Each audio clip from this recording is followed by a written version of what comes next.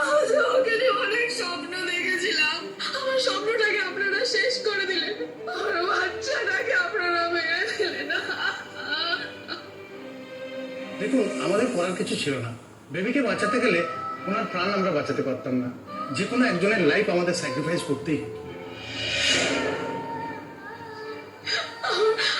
আমার যে সব কিছু শেষ হয়ে গেল, আমার বাচ্চাটা যে চলে গেল, আমার বাচ্চাটা যে চলে গেল।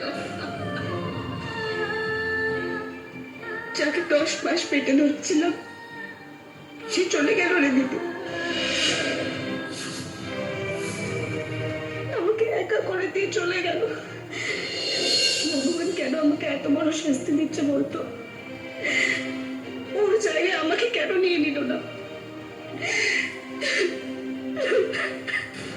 মিস বৃন্দা, আপনি দাঁড়িয়ে আছেন কেন? ফার্স্ট ওনাকে ইঞ্জেকশনটা দিন।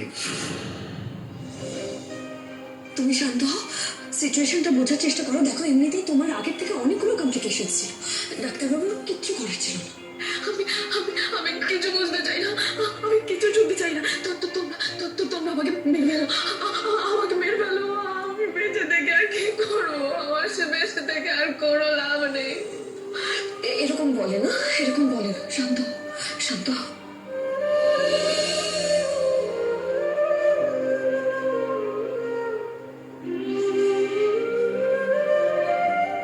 চুপ করো, শান্ত হও, শান্ত হও। দেখি তোমরা আমাকে মেরে ফেলো। আমি আরো আসতে চাই না, আমি আরো আসতে চাই না। আমার বেঁচে থাকার কারণটাই তো শেষ হয়ে গেল দিদি। আমি আর বাঁচতে চাই না। আমাকে আমাকে মেরে ফেলো, আমার বাচ্চা।